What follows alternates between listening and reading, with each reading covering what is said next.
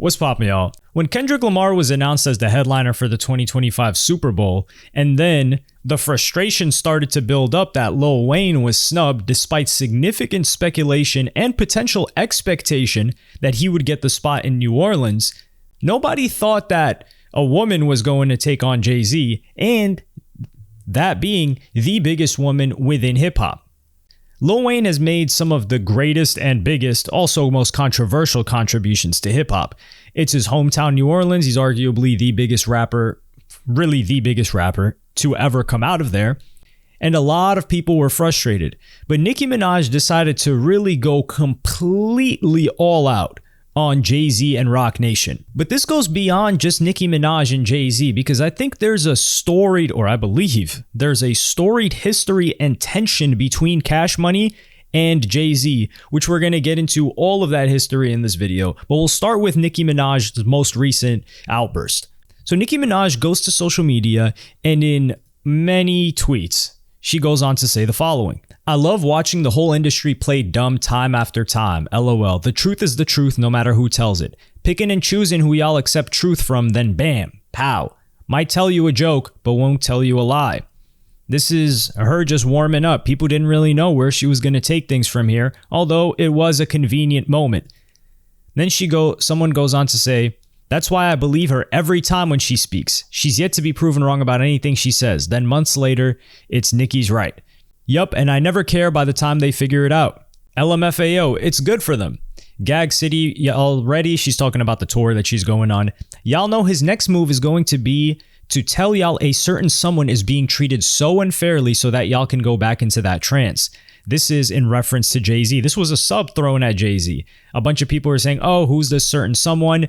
They didn't think that Nicki Minaj would take it all out. But Jay-Z is known for elevating, highlighting the plights of people that were treated unfairly, namely minorities, but mainly black kids. For instance, he highlighted Trayvon Martin. I don't know if he did a documentary, but he was supposed to also potentially do a documentary on the young black kid that was a teenager that was locked up at Rikers Island and wasn't given bail. And the brutal way that he was treated by other inmates, I believe, caused him to self-delete himself whilst in Rikers Island because he couldn't get bond for, I believe, a crime that wasn't even all too crazy. Then we have the Kaepernick situation. He also talked about George Zimmerman, Streets is Done, that bar on 444. So he's elevated a lot of these different causes. Now, she's saying that he's going to use this to put people in a trance again because there was controversy, or there is controversy right now on Jay-Z's name. But I don't want to paint Jay-Z as that guy yet. I may do it later in the video, so pay attention. She goes on to say, "Go and enjoy your effing money before it's too late." Who's the most known for money? Or who tries to make himself known for money a lot? Not just Jay-Z, of course. We would say blatantly, probably Birdman. But Jay-Z, we always see him in the Forbes list, billionaire, and that was the origins of his career and a lot of what he raps about. Then Nicki Minaj goes on to get closer and closer to the X marks the spot on the Pirates map. One took a knee, the other took the bag. He gon' get you ERs in line every effing time.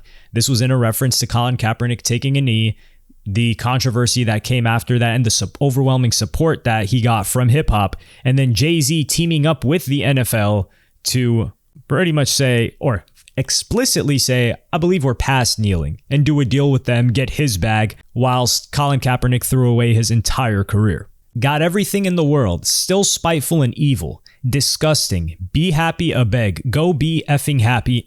In rap business, in women business, when you got the politicians and the police, you good though. Plus that ugly, laffy-taffy alien. I'm guessing she's referring to Desiree Perez or somebody else in this situation.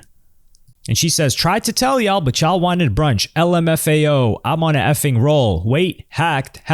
She's talking about the Roc Nation brunch, which is an event that Roc Nation was hosting. I think it was a pre-Grammy party, before one of these big events that they would host every year. That was the more hip-hop, R&B, quote-unquote cultural, because people love to use that word, version of the white party. It was Jay-Z's version of the white party. You were famous, you were lit, you were poppin'. If you made it to the Roc Nation brunch, you were doing something. And they canceled the brunch this year after all this Diddy stuff that's been coming out. So 2024, the brunch didn't happen. I think the last time Nicki Minaj was at the brunch was 2015, maybe. I couldn't find any photos or proof that she's been in the past several years. But that just goes to show that she's not messing with the brunch, which is in indefinite suspension right now from Roc Nation.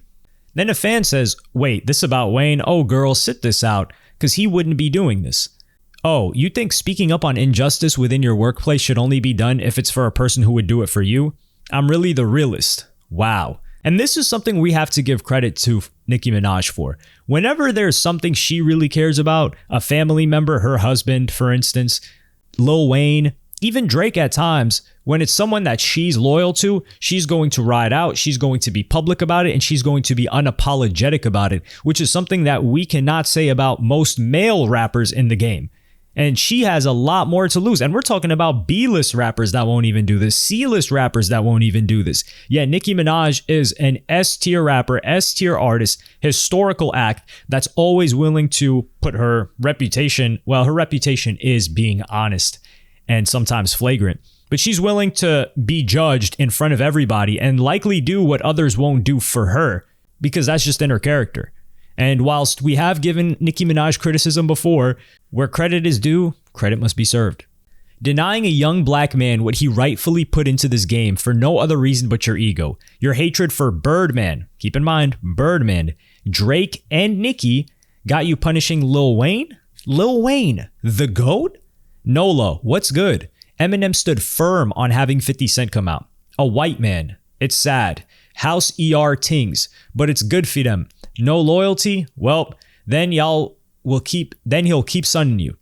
LMFAO, she says a bunch of stuff that I really don't want to read after that. I'll probably mispronounce it anyway. So she doesn't say that he has an issue with Lil Wayne. She's saying that he's punishing Lil Wayne because of Birdman in caps, specifically Drake and Nicki.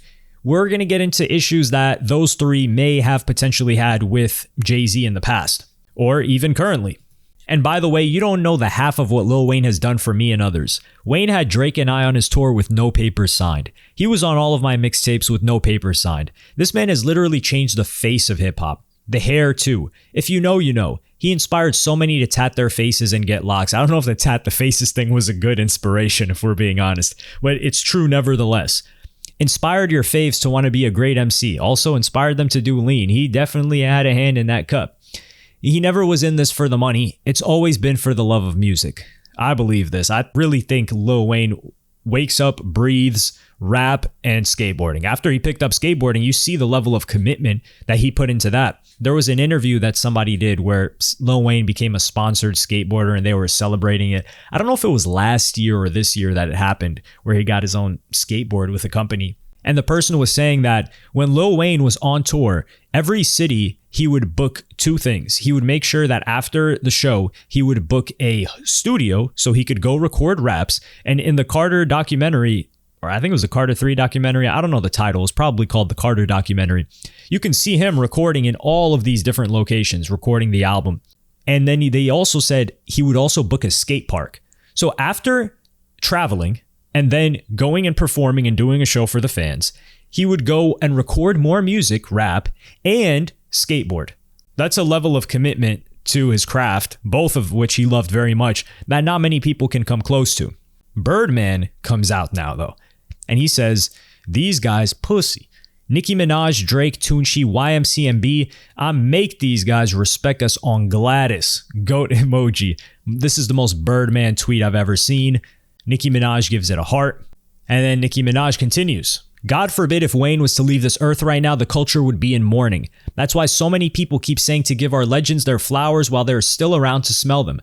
Sitting around all day playing games with people, life and legacy. God ain't sleep. G. Robertson, you will learn that too very soon. G. Robertson is an interesting character in all of this because he's got ties to almost all of the people involved in this particular back and forth. Well, it's not really a back and forth. She's playing squash or paddleball or handball with herself. He started working at Rockefeller Records for Jay-Z, and he worked at vice president of A&R. And then he helped shape other people's careers. Like he started working with Kanye, Drake, and Lil Wayne. And then he started managing Nicki Minaj from 2014 to 2019. And then eventually they split, where they said splitting ways was mutual and amicable. Although we don't know if that's the case right now. She's probably looking back saying maybe he stole money from her. These are the things that come up whenever management splits with an artist. What she's likely alluding to is that this guy prioritized his relationship with Jay-Z and Roc Nation and that loyalty over his duty as a manager to Nicki Minaj. And perhaps this is where things came into play because he's affiliated with a bunch of these different people. So it's an interesting situation. He's like the bridge between these guys. A fan goes on to say the first rapper to headline the Super Bowl halftime show needed to be someone who would represent the art to its highest degree. That was not Lil Wayne in 2024. Lil Wayne, with 5 months of preparation, would get healthy, fit, and ready to perform. This is without a doubt. Does anybody disagree with this? And when you're talking about legacy-wise, it would not, and keep in mind the location too. Academics made this point, which he is correct in, as much as people want to dismiss a lot of what he says now because of his affiliations and support for Drake. Hip hop is a regional thing. So if you're going to have a rapper perform, it should be a rapper in the location, or a rapper that represents the location where the Super Bowl is being held. Dr. Dre is a producer. So if you're going to say, hey, if there's going to be someone from hip hop that's going to be the first one to headline the Super Bowl halftime show, are you going to say it should be a producer? The same person probably wouldn't have even wanted Dr. Dre to do it in the first place. He's like, who's going to perform? He's just going to bring other rappers. So I don't think this adds up. And keep in mind, they didn't bring the biggest rapper of all time to perform, to headline at the Super Bowl. Eminem was there, but they made it Dr. Dre, Snoop, 50, and Eminem because Dre's West Coast, LA, so is Snoop. But it's Aftermath, and this is all under the umbrella of Dr. Dre. So it would make perfect sense for it to be Lil Wayne and Birdman, Cash Money. Nicki Minaj goes on to say, God will punish you, mark my words. The man that has not only pushed his pen the hardest, but gave the game more than one hip-hop icon as well on his watch, represent the rap game? The best rapper doesn't represent the rap game well enough for you? Black people, wow, if this doesn't hurt your heart to read, it will one day. Look at how our legends keep being treated after they've given so much to us. Who are you? You God? Judgmental swine, delete. LOL, you will regret tweeting this. Life is funny that way. Don't you dare turn your nose up at Lil Wayne, you D-munchin' bozo. Nicki Minaj is really crashing out at this point. Some people were saying she was off that nose candy. I cannot confirm or deny that. I don't believe that. And then Nicki Minaj goes on. She must have been on the come down or appreciated the support her fans gave her, saying, you can love and respect Kendrick and still love and respect Wayne. Even Kendrick loves and respects Wayne. Every real rapper loves and respects Wayne. This was the end of her Twitter rant. She would go on to say some other stuff, but that's the most relevant parts. But there is some interesting history between Cash Money and Nicki Minaj in particular with Jay-Z, which is odd for me because I can't quite understand where this beef came from. Because Nicki, we clearly know she does not mess with Jay-Z now. Her dropping the ER and all that, the slurs that she's levying at him. But Nicki Minaj, keep in mind, she had issues with Megan Thee Stallion, who is Roc Nation's darling currently, and with Desiree Perez, who's Roc Nation's CEO and a very long-time friend of Jay-Z for well over 2 decades, potentially even 3 decades. Desiree Perez is the CEO. Roc Nation is the company that Jay-Z owns and is partnered with the NFL to host these events, pick the people, or be in assistance of picking the people for the halftime show. So we'll go through a little bit of a timeline of when I believe things began to break down between Nicki Minaj and Roc Nation as well as Jay-Z. Because as early as, let's just say 2015, Nicki Minaj was one of the people on Tidal. She was one of the people on that stage. She was supporting Tidal. She had a percentage ownership of Tidal, whether that was 0.25% to 1%, not entirely sure. But she supported the platform and was very cool with Jay-Z. She had been at the Roc Nation brunch before, like I said earlier, I think 2015, which was around the same time Tidal was going on. She was over there. But in August of 2019, Nicki hops on the Hot Girl Summer song with Megan Thee Stallion. A year later, Megan Thee Stallion does WAP with Cardi B, who we know that Nicki hates. Cardi B hates Nicki. They have a terrible relationship. They've got beef. But Nicki doesn't get angry, and in an interview, she shows support whilst not speaking about the song in particular. One of my favorite things about Meg is her desire to further her education. It's so important for women to feel inspired to achieve goals outside of social media, where the focus is usually placed on their bodies or who they're dating at the time. Women are more than just baby mamas, and we can continue to prove that by being goal-oriented, bettering ourselves, and being independent. Megan is the perfect example that we can have fun and be smart at the same time.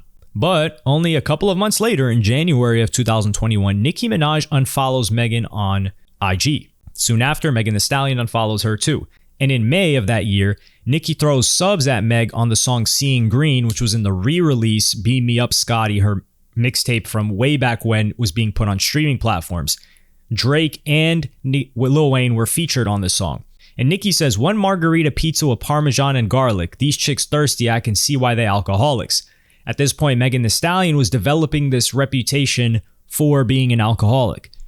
But keep in mind, I don't believe that in this current year, she was fully on with Roc Nation. No. She was working with Roc Nation at this point because the problems with Tory Lanez had already happened. That was a full-on year prior. But in September of 2022, Nicki Minaj was sent flowers by Beyonce and Jay-Z for congratulating her on her VMA's Vanguard Award. She posted it and everything. Hove and B, holla, congrats on your beautiful award, sending you all of our love. So at this point, they're still cool. This is 2022. She already got into a back and forth with Megan, although it wasn't public. This was just a slight sub that came out. But that same month, Nicki decides to go in on Megan for forcing her to drink. In this clip I'll play for you right now. Because you were possibly pregnant because you were actively, trying to have a baby. Imagine if that person saying, oh girl, you could go to the clinic. Now I'm sure you had to go to the clinic at least 15 times that year.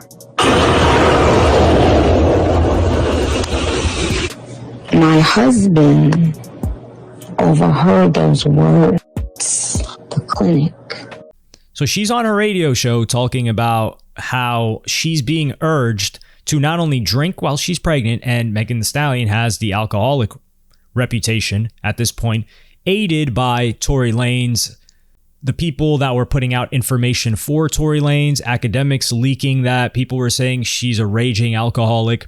But this makes her look very bad. Like, hey, you're urging Nicki Minaj, the GOAT, to get rid of her child as well, or if she's pregnant. Megan Thee Stallion replies to this rather maturely when fans approach her about it on Twitter, saying Nicki is accusing you of encouraging abortion and child endangerment. This isn't something to stay quiet on. Megan Thee Stallion just says lie. Now, we don't know if Megan Thee Stallion's telling the truth. We've seen her lie live on television, but she didn't really go too much further into it. Fast forward to March of 2023, Nicki throws shots at Meg on her song Red Ruby to Sleaze in several different bars.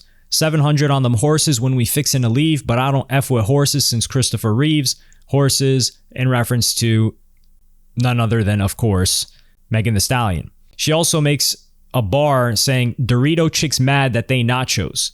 And then this could be in relation to Meg's ad or commercial that she did for Doritos, which was in the Super Bowl, I think. Ironic enough, is Jay-Z going that far?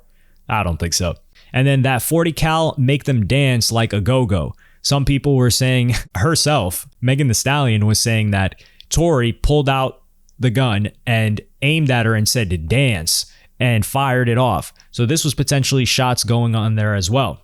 She mentions Jay-Z. This is Nicki Minaj mentioning Jay-Z in December of 2023. And this is in reference to Elliot Wilson, who is a famed journalist. So I'll play you guys that clip for some context. You know how many tweets I've seen you post disrespecting me, Idiot Wilson? All of y'all, for some reason, when y'all are around certain people, y'all feel that y'all have this power. Oh, I didn't know he came at Drake. I didn't even know that. I must have missed it. I promise you. Came at Drake for what? Came at Drake for what? Nobody owes you. You. Why, when y'all have an affiliation to Jay-Z, in some sort of way. Y'all be thinking that y'all can disrespect and violate. The end is the most important part because Elliott Wilson was, I think it was chief of ed. He had a role in Tidal as an employee over there. I don't know if he still does, but he was pushing Tidal heavy and he works with Jay-Z. Jay-Z, Tidal was his company. And then she says, why do you guys think that when you're with Jay-Z, you can act like you run stuff? It's a very important note to make. Like, Jay-Z didn't need to be mentioned here, but she did mention him. So I'm guessing these things were brewing. This was December of 2023, damn near a year ago. January of 2024, the first quote unquote comeback by Megan Thee Stallion as an independent artist, now that she got out of her label deal with 1501 Entertainment, Carl Crawford. We're going to get into the details of that a little bit later. It's not relevant for this beef. She drops the song Hiss, which was a diss song at Nicki and her husband. She drops some bars. These O's don't be mad at Megan. They mad at Megan's Law. I don't really know what the problem is, but I guarantee y'all don't want me to start. Chick, you a P, never finna check me. Every chance you get, bet your weak A won't address me. She's talking about Megan's Law, which is like this underage thing, another shot at Nicki Minaj's husband, who has to register as an offender wherever he goes. So Nicki, the same night that this drops, she starts previewing a Bigfoot track with some funny bars. Bad B, she like 6 foot. I call her Bigfoot. The B fell off. I said, get up on your good foot. How you F your mother man when she die. How you go on Gayle King and can't cry. Child bye, Bigfoot, but you still a small fry. Swearing on your dead mother when you lie. You have 3 Grammys and you have to learn how to rap on beat and be comfortable in the music. This is a separate quote. And interestingly enough, Nicki Minaj decides to take aim at Desiree Perez during all of this, Roc Nation CEO. And she says, spending so much money, but she's the little broke independent artist. Desiree, you gotta let it go, baby. The world knows she's ass and can't rap. Stop effing trying to make fetch happen. Bigfoot. I just put out a song with no promo, no video. It's already number 2. And then she alludes to something that didn't end up happening. On the next song, I delve into all the people Desiree allegedly fired for unknown reasons.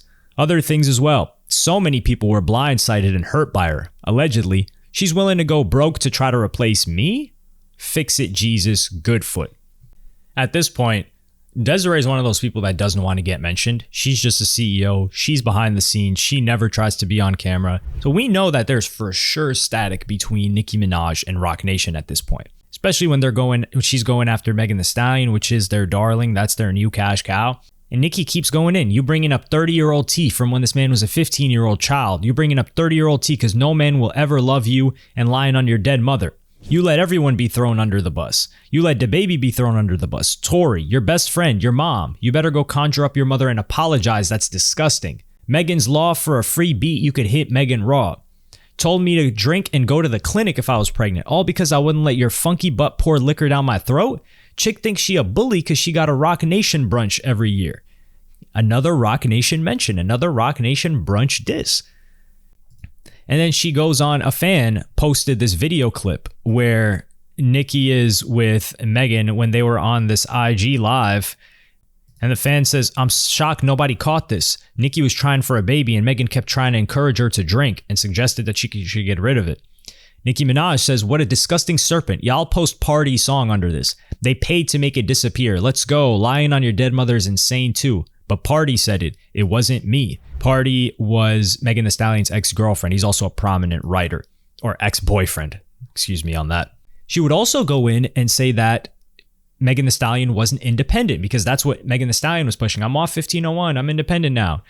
LOL, she said, I'm an independent artist. YouTube equals sending notifications to millions of people who don't even subscribe to her. Allegedly. Roc Nation equal paid ads all over Twitter. Allegedly. Signed to 300/Warner. Yup, she's independent, all right. Lion Lipo, Bigfoot. I don't think this means that she's not independent, but I get where she's coming from. Like, she definitely has industry assistance. Hiss would end up going number 1. Funny enough, a diss song. And this was the first solo song by Megan Thee Stallion to go number 1. But funny enough, it only stayed on the charts for 6 weeks. A number 1 song only staying on the charts for 6 weeks is very, very odd. Compared to Savage, the song that she had with Beyonce on the remix, that stayed on the charts for 28 weeks, and WAP, which went number 1 as well, that stayed on the charts for 24 weeks. So this was always very, very fishy of a number 1. And even more recently, after she already went in on Jay-Z, Nicki Minaj responds to a comment talking about the title situation. And a fan said everybody who had the 1.5% got paid. They were painting Jay-Z in a certain way, like, oh, Jay-Z used black people in their plight and a black-owned streaming service to get everyone to use it, inflate the value, and then flip it. And Nicki Minaj replies saying, I didn't even get one red penny when no one promoted it more than me outside of Beyonce. LOL. That is a big deal. Jay-Z sold that for $300 million. A bunch of people are talking about, oh, she was supposed to get it in her publishing. No, she's supposed to get it in the selling of that. But there's already a lawsuit going on with that. I made an entire video on that. I'll re-mention it again to you guys at the end of this video to watch it. It's a good one. It's on my main channel where I just talk about Jay-Z's title deal and all of that and the lawsuits. So this was Nicki Minaj. We know for sure that Jay-Z has reason to not want Nicki Minaj to touch down on that stage. And she's Cash Money of the Super Bowl. And Lil Wayne would 100%, you know how loyal Lil Wayne is to his people. He would have brought out Nicki Minaj. So that's one element of it. But let's just look at Drake and Lil Wayne's relationship with Jay-Z, because Nicki Minaj was talking about Birdman, Nicki herself, and Drake. Drake and Jay-Z, I'm not willing to say that Jay-Z would not want Drake to perform at the Super Bowl as much as these other guys. Is it something that's on Jay-Z's top of the list? No, of course not. But between them, there hasn't been any real beef. There's more friendly competition. They've collaborated with each other on multiple tracks for, I don't know, the last time they collaborated was a very long time ago.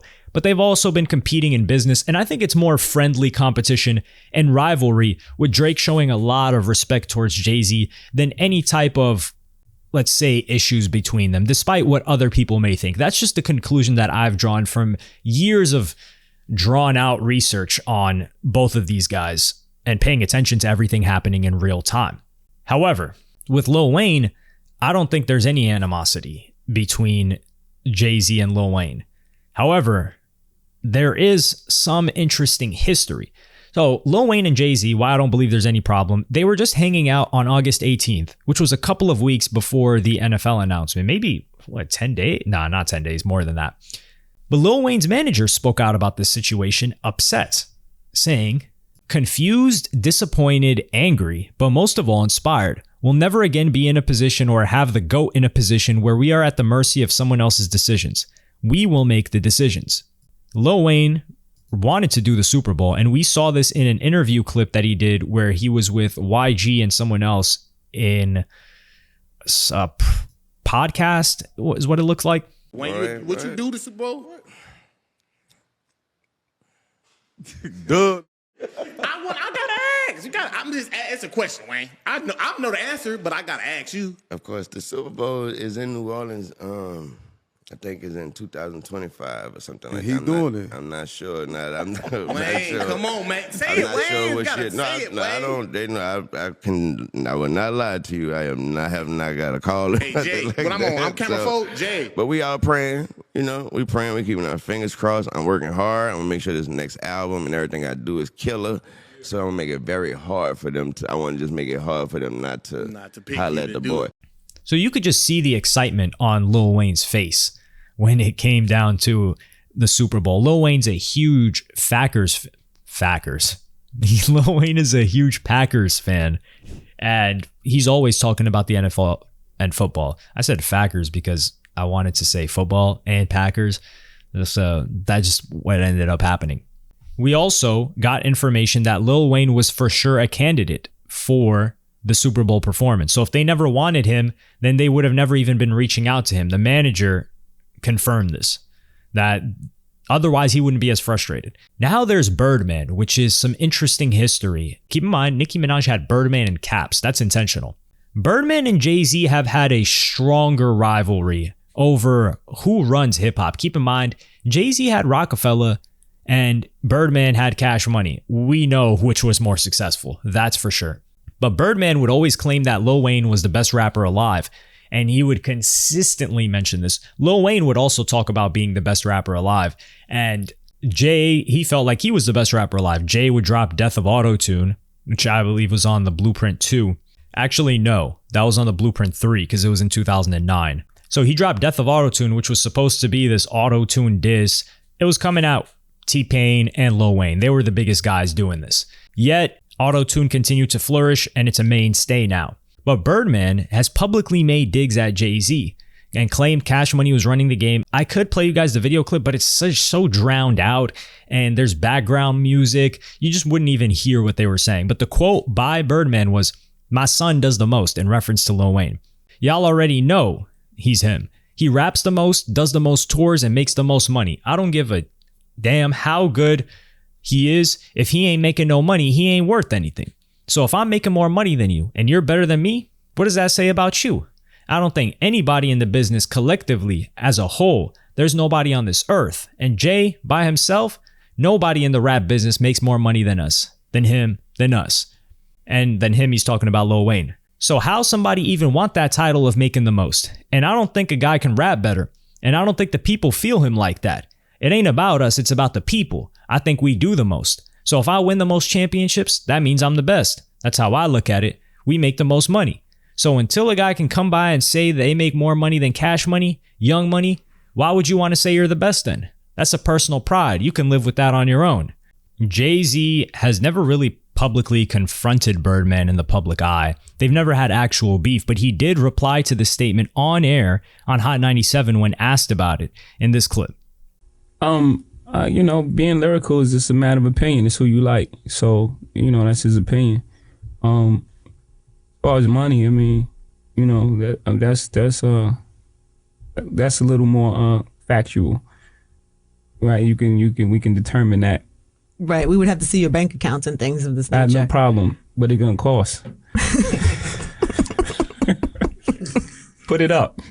If he's that confident, I give him a little glimpse. It's crazy. I give him a little glimpse. Check that out. I'll cut it out. I'll knock it off. So as you can see, Jay humbly responds, and this is in 2010 that this happened. Very important context there. So Jay humbly responds about the rapping bit, saying, hey, it's an opinion thing. If people feel that he's the better rapper, we can't really judge that. But then when he talks about the money, he laughs. And Jay's very, very, very competitive. And Jay does not forget. So it's funny because in 2012, Wayne owed approximately $7 million in back taxes combined from 2008 and 2009, and about $6.8 million from 2012, which totaled to about $14 million. And Jay-Z, not Birdman, Cash Money, Jay-Z assisted Wayne, who's the rapper that's supposed to be making the most money that Birdman was saying, in paying off the debt.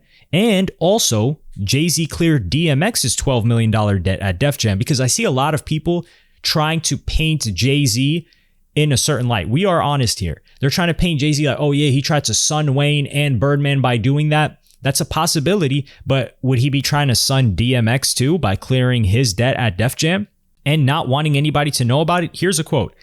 The good part about Def Jam, and I got to give it to Hove, X was in debt over there. He probably owed about $12 million. When DMX left Def Jam for Sony, he said that Hove, quote, released him and wiped off the debt clean and let him go. He didn't have to pay nothing back. This is someone else revealing this, not Jay-Z, not even DMX. In 2015, this is when Birdman was having issues with Lil Wayne, or Lil Wayne having issues with Birdman, saying Birdman owed him $50+ million. Now, was Jay-Z in his ear telling him something about money? I don't know. I'm not willing to go ahead and say that.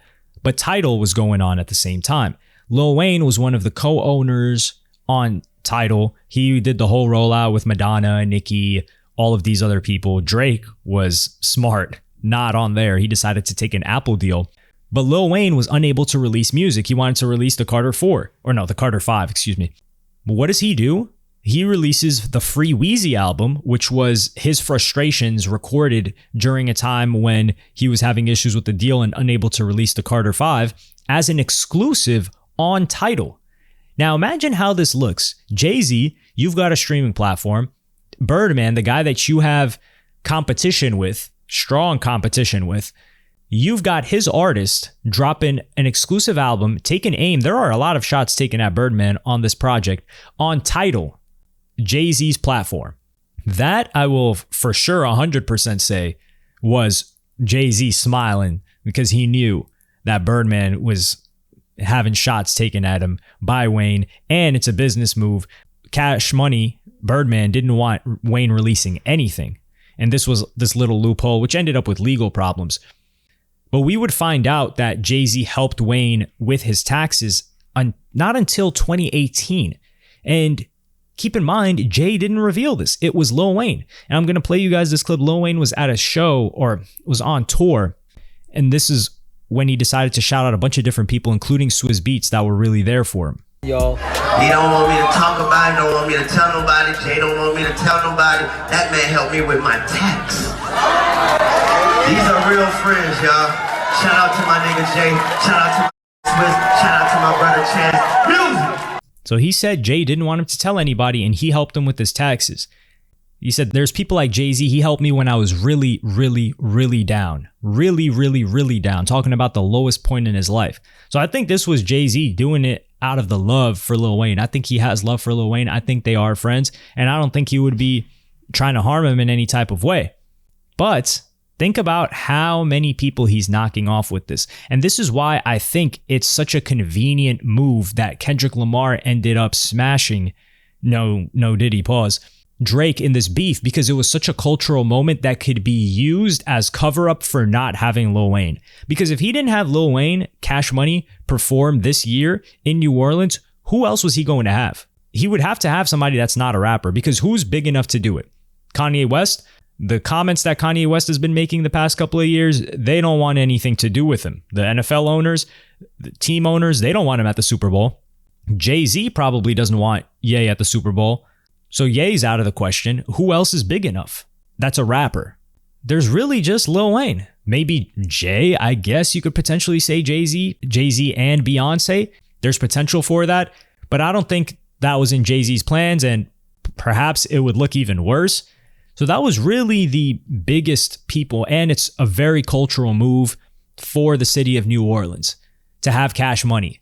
But with Kendrick Lamar, I wouldn't call it plausible deniability, but you have room to be like, hey, this is a very, very good pick. Regardless, I think it's a solid pick at the time of right now. If this was a year ago and they were going to have Kendrick Lamar performing at the Super Bowl, I think we would all collectively be looking at it like, no, who decided this? Why would somebody even think this was a good idea? It's not that we disrespect Kendrick Lamar, don't think he's a great performer, but that was just not going to be the moment. He needed this moment for it to be valid. In this way, Jay-Z gets to knock 3 birds with one stone. He gets to knock off, because if he allowed Lil Wayne, it would be a Cash Money thing. So Lil Wayne, we know Lil Wayne would bring out Birdman, who Jay-Z doesn't like. We know Lil Wayne would bring out Nicki Minaj, who Jay-Z clearly doesn't like after she's been taking shots at him before this even happened. We know Lil Wayne would bring out Drake, which I don't think Jay-Z has too much of a problem with, but I think Jay-Z would be happier if Drake wasn't on that stage. So he knocks off Birdman, he knocks off Nicki Minaj, and he knocks off Cash Money, or you could say Drake included. 3 for 1, 3 birds, 1 stone. And if that's not a Jay-Z move, I don't know what else is. Because he would be inadvertently elevating the legacies and respect of 3 artists that he's in direct competition with. I don't think he is jealous of Lil Wayne in any type of way to allow Lil Wayne to do it, but I definitely don't think he wants Drake to have that on his resume, as well as Nicki Minaj, and definitely not Birdman, because Lil Wayne would bring out Birdman. That's just how the nature goes. And Roc Nation has a history of holding grudges and doing business tactics that people have found shady. We briefly alluded to it earlier, but Lil Uzi Vert was having his own label issues when it came to the release of, it wasn't Love is Rage 3, Eternal Atake, that he was trying to release for a very long time with DJ Drama and Don Cannon. And DJ Drama would talk about the frustrations that he was having with that, because Lil Uzi Vert is now managed by Roc Nation, and he was not managed by them before. DJ Drama would say, Roc Nation was not the management at the time that Uzi signed his deal. They come in, they represent him, and they have great things lined up for him. But I think that they thought that it was going to be an easier process to get him out of his contract than it actually was. There was also the situation with 1501 Entertainment, how they got Megan Thee Stallion away from Carl Crawford, the former MLB player who really developed Megan Thee Stallion from nothing, invested a ton of money into her. Their real plan was to get you out of my contract so they can sign you to Roc Nation. That's all they want to do.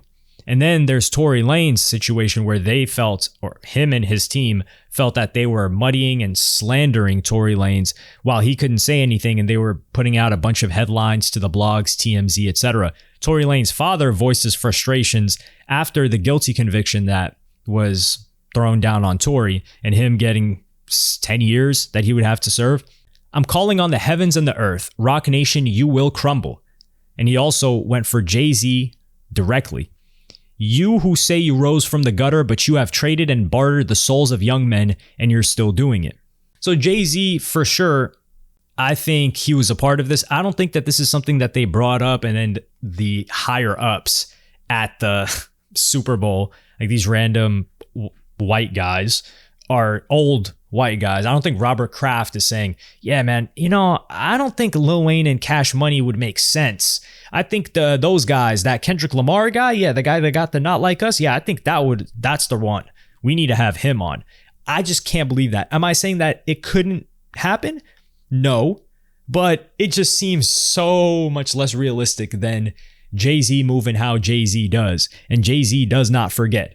Birdman could talk about, who got more money, etc. in 2010, but in 2024, Jay-Z's not forgetting that, and that competition will go on. And that's not something that is wrong about Jay-Z. I don't think Jay-Z's bad for that.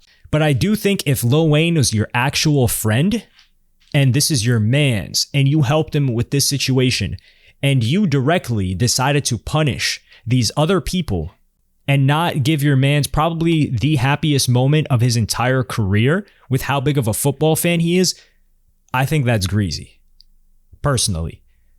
But people think a lot of Jay-Z's business moves are greasy. The video that I mentioned earlier, you can watch it, it'll be on your screen right now, where I talk about Jay-Z using social issues to really boost his business and sell them eventually, which people find questionable in morality. So check that out and let me know what you think.